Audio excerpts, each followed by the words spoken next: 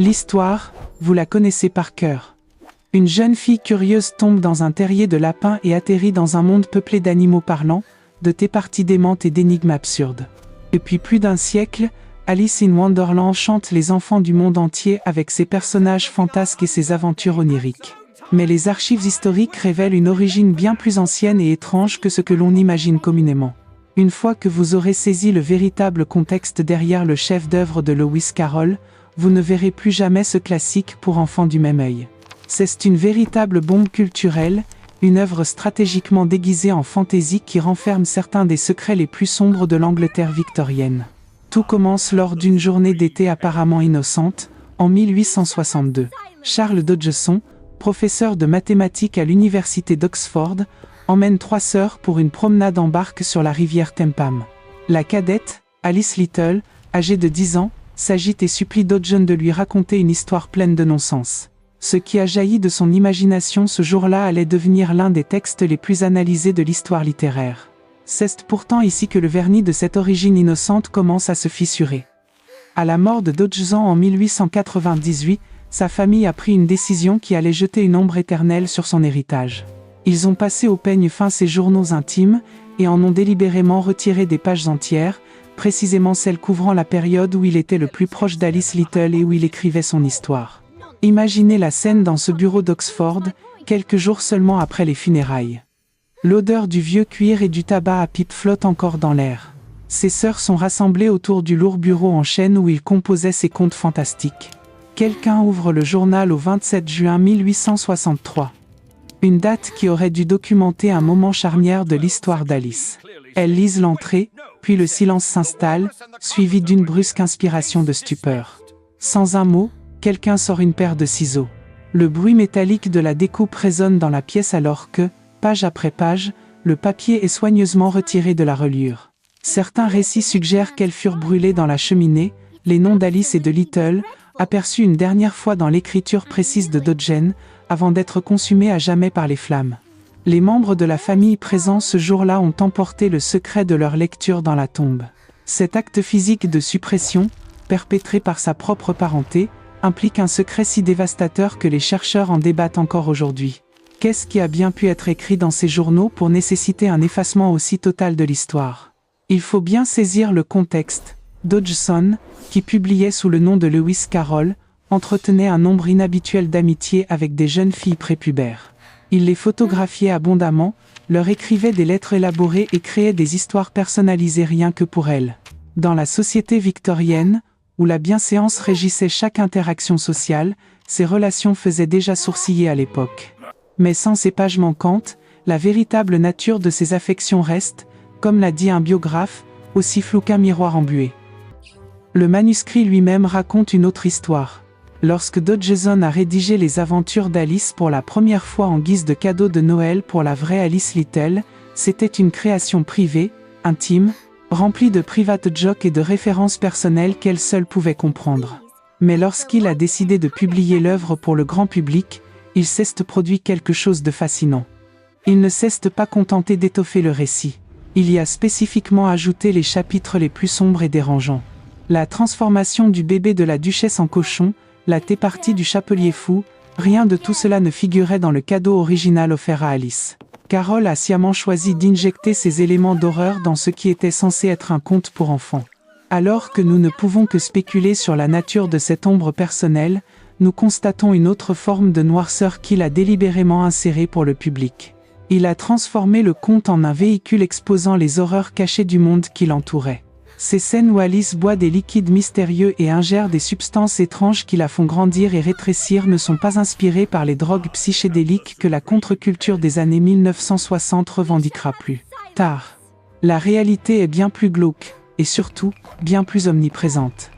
À l'époque de Carroll, l'opium n'était pas un stupéfiant clandestin.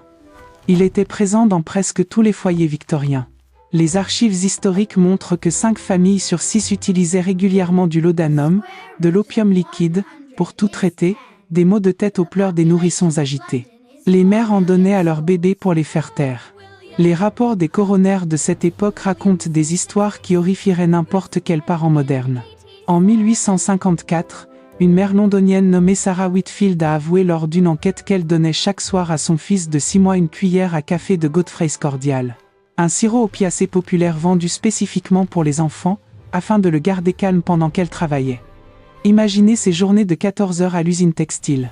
Le soir venu, le flacon trônait sur la cheminée, juste à côté de la Bible familiale, son odeur douceâtre masquant le puissant narcotique qu'il contenait. Une nuit, elle lui administra sa dose habituelle. Le bébé se tut immédiatement, comme à son habitude, mais au petit matin, ses lèvres étaient bleues et son corps minuscule, glacial. Le coroner enregistra le décès comme un empoisonnement accidentel au laudanum, l'un des douzaines de cas similaires survenus ce mois-là. Le sirop apaisant de Mrs. Winslow, un autre calmant pour nourrissons très vendu à l'époque, contenait assez de sulfate de morphine pour tuer un adulte en cas de surdosage. Pourtant, les publicités vantaient ce produit avec des images de chérubins et promettaient aux mères la paix et des nuits tranquilles. L'aisance avec laquelle Alice consomme ces substances métamorphiques dans le livre reflète exactement la désinvolture avec laquelle les Victoriens avalaient leur dose quotidienne d'opiacés. Mais Carol a encodé quelque chose d'encore plus sombre dans son manuscrit élargi. Rappelez-vous cette scène avec la duchesse et son bébé qui se transforme en cochon, celle qu'il a spécifiquement ajoutée pour la publication. Le texte décrit la transformation inquiétante du nourrisson, ses yeux devenant minuscules, son nez prenant l'apparence d'un groin. Les rapports médicaux contemporains de l'époque de Carol décrivaient un phénomène effroyablement similaire. Les nourrissons régulièrement dosés au laudanum s'étiolaient physiquement. Les médecins écrivaient que ces enfants malades des narcotiques se ratatinaient pour ressembler à de petits vieillards. Le parallèle est indéniable. Le bébé négligé de la duchesse n'est pas du non-sens. C'est un réquisitoire codé contre ces mères victoriennes qui empoisonnaient littéralement leur progéniture par l'usage banalisé de stupéfiants. Dans le langage clinique de l'époque, la mortalité infantile par overdose était un résultat extrêmement courant. Cette même société qui droguait ses enfants empoisonnait aussi ses artisans à petit feu. Et dans le bourdonnement silencieux de l'industrie, une autre forme de folie voyait le jour. Le mandataire, ce personnage adoré pour ses éparties absurdes, porte un secret bien plus tragique. L'expression fou comme un chapelier n'était pas juste une tournure de phrase victorienne excentrique. Elle décrivait une maladie professionnelle bien réelle et horrifiante qui détruisait les ouvriers à travers toute l'Angleterre. En 1860, dans une fabrique de chapeaux à Stockport, les ouvriers passaient leur journée courbés sur des tables de feutrage, transformant la fourrure de lapin en feutre pour les chapeaux de ces messieurs. Le processus utilisait du nitrate de mercure, libérant des vapeurs toxiques dans l'air. Prenez le cas de Thomas Corbett, un ouvrier exposé depuis 8 ans. Chaque matin, ses mains tremblent en portant les bassines de solution au mercure. À midi, les tremblements empirent au point qu'il ne peut plus manger.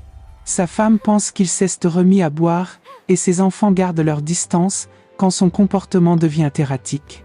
2 ans plus tard, son élocution devient pâteuse et il commence à halluciner, voyant des lapins géants dans les coins de l'atelier.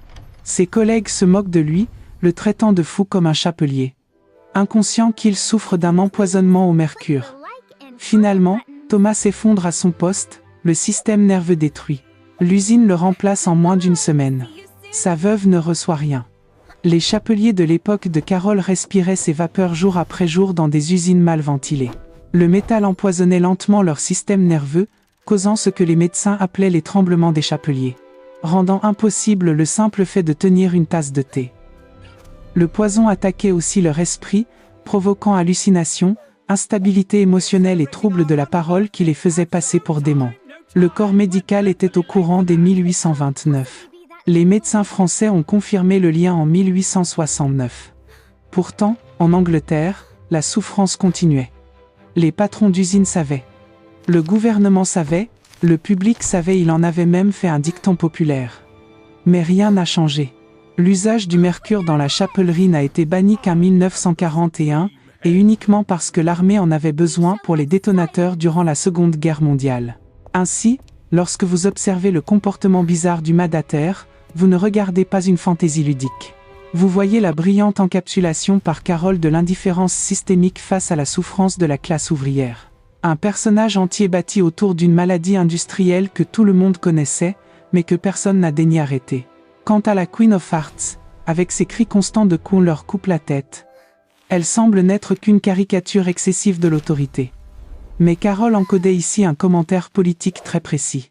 La scène où les jardiniers peignent frénétiquement les roses blanches en rouge contient une référence historique qui aurait été immédiatement reconnue par les lecteurs victoriens. La rose rouge était le symbole de la maison de Lancaster. La rose blanche représentait la maison de York. Ces deux maisons royales se sont affrontées lors de la guerre des Deux Roses, l'une des périodes les plus sanglantes de l'histoire anglaise, où le trône changeait de main au gré des assassinats et des exécutions.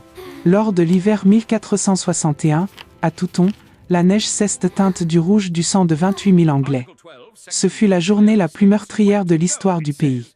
Des hommes furent exécutés simplement pour avoir porté la mauvaise couleur de rose sur leur pourpoint. À Tewkesbury, en 1471, les partisans de Lancaster qui avaient cherché asile dans l'abbaye furent traînés dehors et décapités sur le champ, leur seul crime étant leur loyauté envers une rose rouge plutôt qu'une blanche. Le Duke of Somerset fut arraché de l'hôtel même et exécuté sur la place de la ville, son sang s'écoulant jusque dans les caniveaux. Il ne s'agissait pas de soldats tombés au champ d'honneur. Il s'agissait d'exécutions sommaires basées uniquement sur la fleur que vous portiez, sur la version de la légitimité royale que vous souteniez. Les jardiniers qui peignent les roses en rouge ne se contentaient pas de satisfaire le caprice arbitraire d'une reine. Ils incarnaient les tentatives désespérées des sujets pour afficher la bonne allégeance politique et échapper à la mort. Les lecteurs victoriens de Carole, élevés dans le souvenir de ces horreurs historiques, auraient compris instantanément. Chaque fois que la reine hurle pour réclamer une tête, elle canalise des siècles de monarques anglais qui ont agi exactement ainsi. Carole savait que son public saisirait la référence. Il leur montrait que l'autorité violente et capricieuse de la Queen of Hearts n'était en rien différente de celle des véritables monarques anglais, qui avaient ordonné des milliers d'exécutions sur de simples caprices politiques.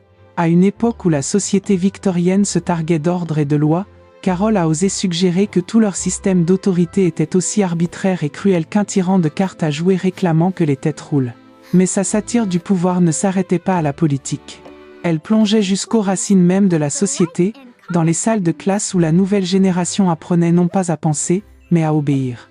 Visualisez une salle de classe d'Oxford en 1865, non loin de l'endroit où Carole enseignait lui-même les mathématiques. 12 jeunes filles en tabliers bruns identiques, le dos raide, les mains jointes derrière le dos. L'air empeste la poussière de craie et la peur. Elles chantent à l'unisson parfait, « How doth the little busy bee improve each shining hour ?» Pas une seule d'entre elles ne comprend ce qu'elles récitent. Les questions sont interdites. La curiosité est un acte de rébellion. La gouvernante, Miss Strickland, tient une fine canne en bois qui a déjà frappé 3 paires de phalanges ce matin-là pour avoir osé l'impertinence de s'interroger. Voilà ce qu'était l'éducation, une répétition abrutissante, jusqu'à ce que les mots soient gravés dans la mémoire comme des épitaphes sur la pierre.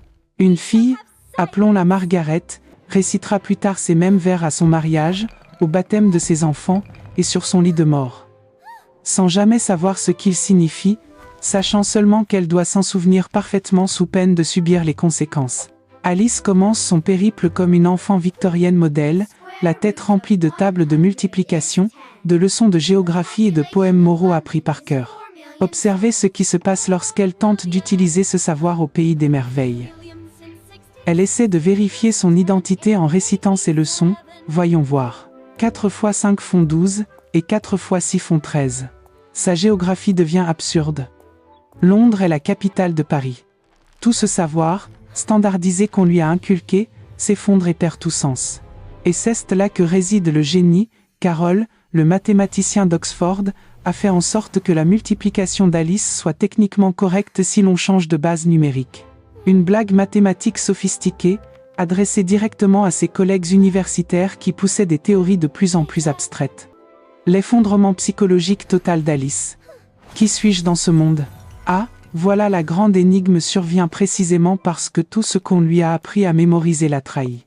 Carole démontrait que le système éducatif victorien, avec son obsession du par cœur au détriment de la véritable compréhension, créait des enfants dont l'identité entière risquait de voler en éclats dès l'instant où leur fait mémoriser s'avérait inutile. La scène du procès, au point culminant de l'histoire, rassemble toutes les critiques de Carole. Le tribunal fonctionne dans un chaos pur. Les preuves sont insignifiantes. La logique est punie. Et la justice dépend entièrement de l'humeur de la reine. Mais ce n'était pas de la fantaisie. C'était à peine une satire. En 1856, Une affaire a secoué Londres, une affaire qui aurait pu sortir tout droit du pays des merveilles. Mary Barrett, une couturière de Whitechapel, a été amenée devant le magistrat pour avoir volé une miche de pain valant 3 pence. Elle avait 3 enfants affamés à la maison et n'avait pas mangé depuis 2 jours. Les preuves étaient claires, elle avait pris le pain. Elle fut condamnée à 6 mois de travaux forcés à la prison de Newgate, où elle mourut du typhus en 3 semaines. La même semaine, la l'honorable Augustus Fitzhugh, fils d'un comte, a comparu devant le même tribunal pour avoir agressé une domestique si violemment qu'elle n'a pas pu travailler pendant 1 mois. De multiples témoins ont attesté de sa violence. Il a écopé d'une amende de 1 livre sterling moins que le prix de son champagne matinal et a été relâché avec un avertissement l'enjoignant à se conduire comme un gentleman. Les journaux en ont à peine parlé. Les tribunaux victoriens présentaient régulièrement des procès tout aussi arbitraires, où le statut social comptait plus que les preuves, et où les sentences dépendaient de la disposition du juge plutôt que de la loi. Quand Alice se lève enfin pour déclarer « Vous n'êtes rien qu'un jeu de cartes », elle ne fait pas que rejeter des personnages fictifs. Elle exprime ce que Carroll voyait comme la vérité ultime sur l'autorité victorienne, sous leur prétention d'ordre et de civilisation, les puissants n'étaient que des tyrans arbitraires jouant avec la vie des gens. Si Alice in Wonderland perdure, c'est parce que l'œuvre opère simultanément sur plusieurs niveaux. Les enfants y voient une aventure fantastique. Les adultes y reconnaissent une satire sociale. Mais les historiens y voient tout autre chose, une carte codée des secrets les plus sombres de l'Angleterre victorienne. Ces pages de journal manquantes, détruites par la propre famille de Carroll, garantissent que nous ne connaîtrons jamais toute la vérité sur sa relation avec Alice Little. Pourtant, leur destruction parle plus fort que les mots ne le pourraient jamais. Quand vos propres proches brûlent vos écrits plutôt que de les laisser être lus, l'ombre projetée est plus sombre que n'importe quel secret qu'ils auraient pu contenir. Carroll n'a pas écrit un conte pour enfants, il a écrit un exposé déguisé juste assez habilement pour passer outre les censeurs victoriens et s'infiltrer dans les crèches du monde entier. Le véritable tour de magie n'est pas la disparition du Cheshire Cat ou les potions qui changent la taille. C'est le fait que Carroll ait caché un manifeste révolutionnaire à l'intérieur d'un livre pour enfants, encodant des critiques si tranchantes qu'elle l'aurait détruit si elles avaient été formulées clairement. La prochaine fois que quelqu'un vous dira qu'Alice in Wonderland n'est que du non-sens imaginatif pour les enfants, souvenez-vous de la vérité. Parfois, les révélations les plus puissantes ne peuvent être dites que par la bouche d'une petite fille confuse, perdue dans un monde qui n'a aucun sens. Car au fond, l'Angleterre victorienne ne l'était pas non plus. L'héritage d'Alice dépasse largement le cadre du simple divertissement littéraire. En grattant le vernis du conte de fées, nous découvrons que le pays des merveilles n'est pas un monde imaginaire, mais un miroir tendu vers notre propre réalité. La première leçon essentielle est celle de la lucidité, nous devons apprendre à regarder au-delà des apparences. Ce qui semble être de la folie ou du désordre cache souvent des souffrances invisibles et des injustices systémiques. Comme pour le chapelier fou, derrière chaque comportement jugé marginal se trouve une histoire humaine qui mérite notre compassion plutôt que notre jugement. Lewis Carroll nous met également en garde contre l'acceptation aveugle de l'autorité et des conventions. L'éducation d'Alice, fondée sur la répétition mécanique sans compréhension, s'effondre face à l'imprévu. C'est un rappel puissant que la véritable intelligence ne réside pas dans l'obéissance ou le par cœur, mais dans la capacité à penser par soi-même et à s'adapter. Enfin, le message le plus libérateur réside dans le courage de la vérité. Le moment où Alice s'écrie que la cour n'est qu'un jeu de cartes marque son passage à l'âge adulte. Elle cesse d'avoir peur d'un pouvoir qui ne tient que par l'illusion. Dans nos propres vies, nous sommes souvent confrontés à des hiérarchies arbitraires ou à des situations absurdes. La sagesse d'Alice nous invite à ne pas courber l'échine face à l'injustice, mais à cultiver notre esprit critique. Grandir, ce n'est pas étouffer sa curiosité, c'est oser remettre en question les règles du jeu pour mieux définir sa propre identité. Si cette plongée dans les secrets de l'histoire vous a intéressé, je vous invite à suggérer dans les commentaires d'autres œuvres ou mystères historiques que vous souhaiteriez voir analysés. N'oubliez pas d'aimer cette vidéo pour soutenir ce travail de recherche et abonnez-vous afin de nous rejoindre pour la prochaine exploration.